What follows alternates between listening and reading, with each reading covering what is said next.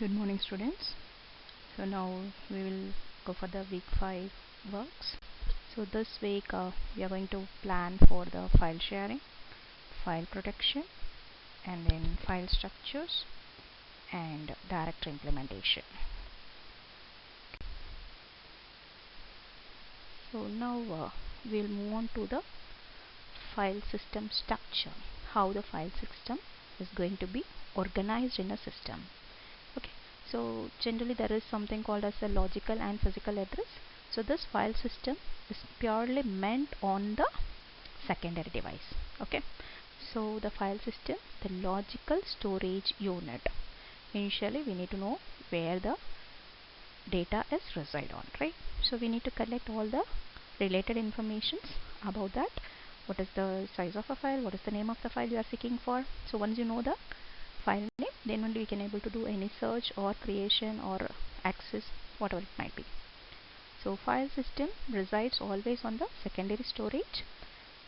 By providing this, we need to interface the storage. So we need to go for a mapping, right? So we need to map a logical address to physical address.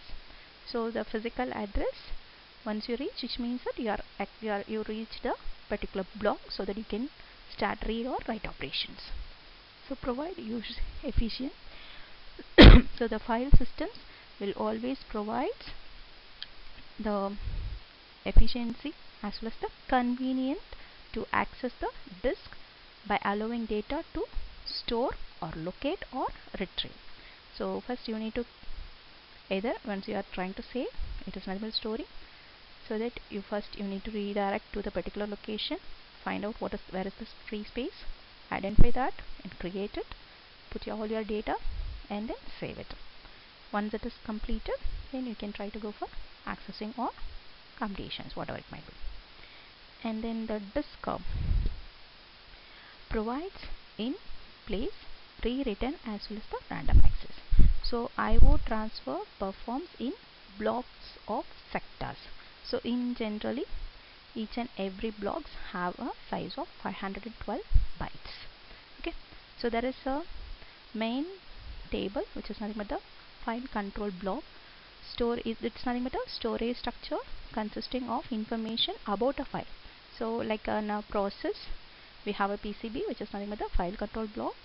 It tells about the process information, right? Similarly, the file control block will have information about the files. And then we have a device driver, the device driver which controls the physical device. And then file system organized generally into a number of layers. There are some 6 layers. Basically, when you try to have an application program, this application program will tell us about who is the creator, that is the user, so who developed it, what is the size of it. This and all will be maintained by the application program. So it tells about what is the kind of file, whether it is a C file or object file, or it may be a Java file, anything. So this will be after processing of an application program, this input will be given to your logical file system. So the logical file system tells about the location of a file. So which is nothing but it will try to give a logical address of a particular file. So which means that the block of file it is seeking for. So the file is present in the directory structure, or it will first try to check whether this is available or not. So the logical file system will try to identify the logical index. So here the index is going to be identified, and this will be passed into a file organization module where it takes as an input, it's nothing but the logical address, and then the major task of this file organization module is it will try to find the physical block number of the logical block. So now the physical address is going to be turned out. The logical address is given as an input. Now it will be transferred into a physical address. So this physical address will be given to your basic file system. So say for an example, suppose 123 is my block which I want to retrieve. So now I want to tell whether I'm going to access the command. So now the system call is going to be originated in the basic file system. What is the call? Whether it is a read or a write. So now this will be transferred to your IO control. So in the IO control, we will try to say accept that control, sense that basic file system, so which hardware it is. So what we want to do is we need to identify the particular device driver in order to go the process of read or write operations. Okay, so finally that particular driver will give a control to the hardware, that is nothing but the device. So this is the final location of your hardware. Okay.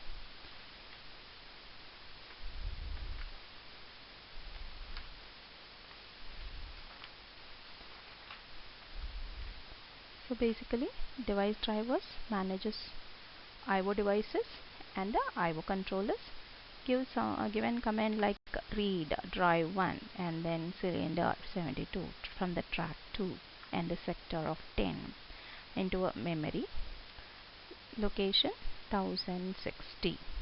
So this is the command which will try to give us an output on the lower level. So now hardware specific command is nothing but I want to first redirect my directory to the particular cylinder and to the track and then sector of 10 and then in the location of 1060, whatever the data is there, you can try to call for that. That is nothing but the process here is nothing but just a read operation. So the basic file system given command like retrieve the block 123. This translates to the device driver. Okay. So this is another example of a basic file system. And also buffers holds data. Like we need to change whether the buffer is going to be transferred like what are all the different mechanisms we need to have here is how to allocate the buffer in a secondary device and how to find out the free space and how to replace that. These all are I'm going to be managing properties of a particular disk. Okay.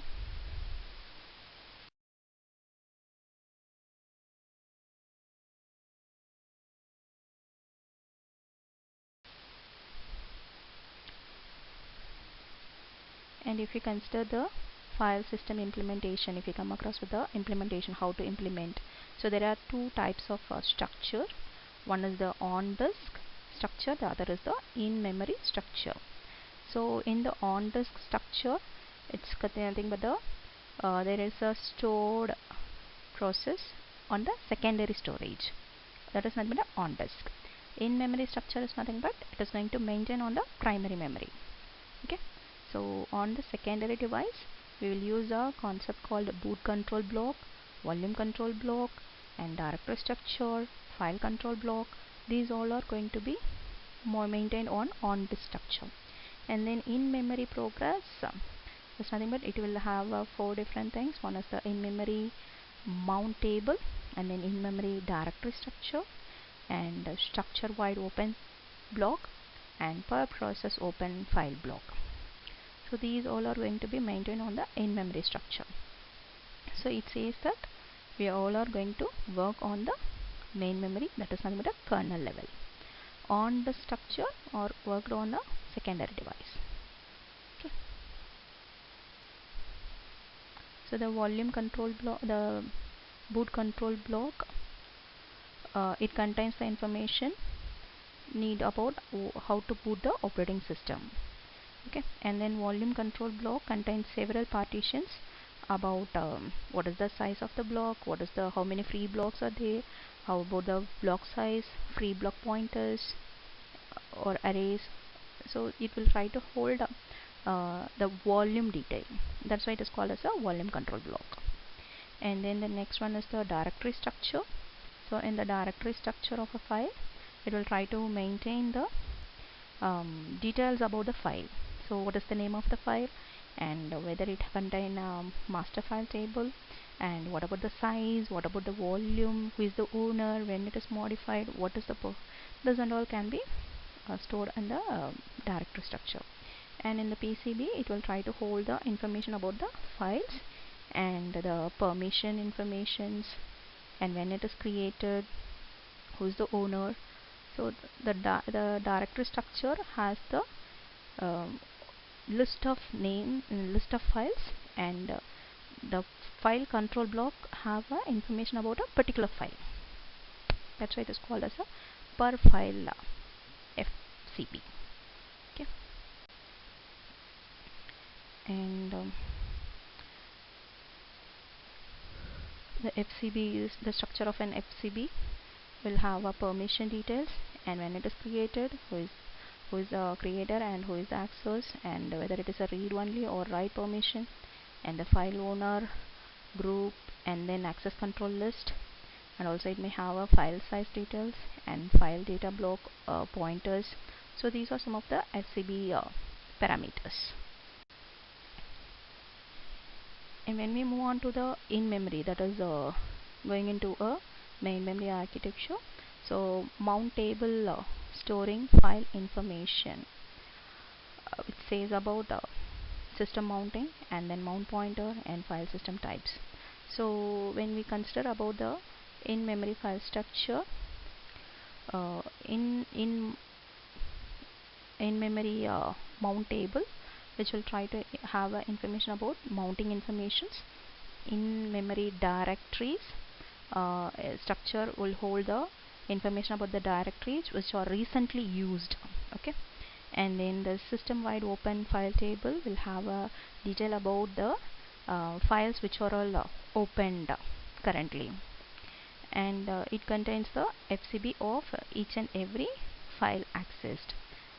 So it will try to have the entire information what are all the files opened as of now, and then which are all in the execution, not only execution, which are all opened. And then per process open file table contains only one particular file information. Okay, so this is the general structure. So when I want to open a file, there are two operations, either read or open. So when we say open file, I want to give a file name of an file, so that that will be known in the user space.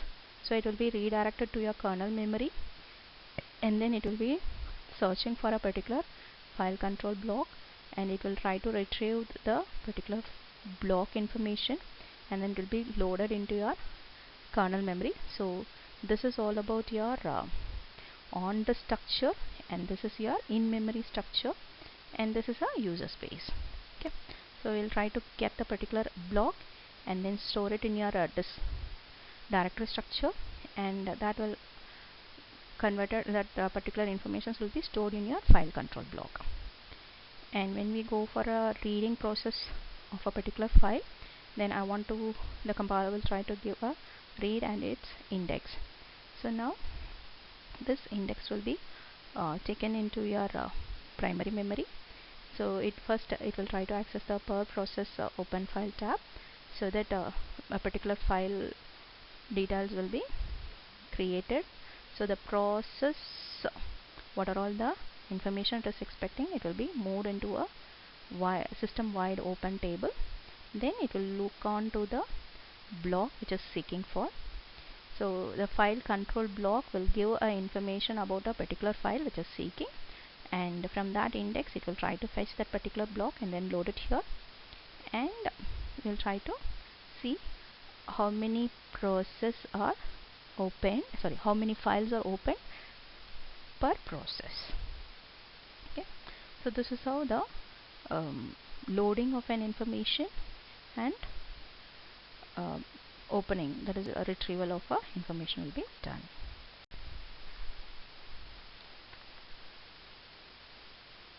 Now let us discuss about the directory implementation.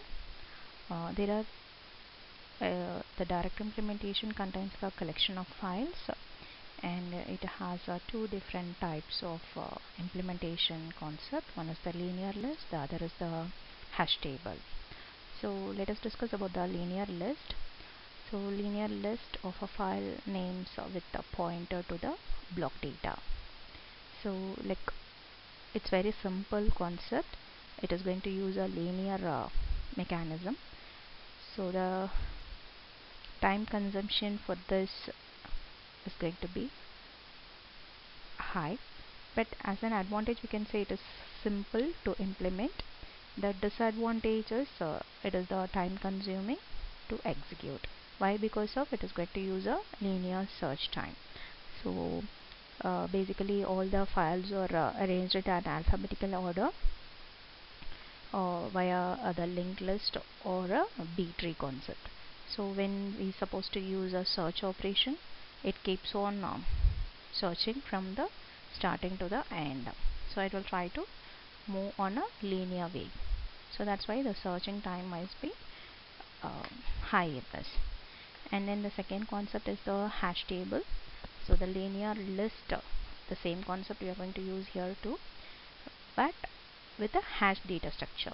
So the hashing concept is going to be included in this. So the linear list of a file name with pointer to the data block with hash can be used for the searching purpose. Okay. So the basic advantage here is hashing is allowed here, so that the performance of a search is in the constant computing, say order of 1. Okay. Suppose if the same file name is repeated, let us say there is a possibility for the collision. So that's why nowadays we don't have a permission to create the same file in the same directory. So say the same file is going to be repeated, then there is a possibility for collision.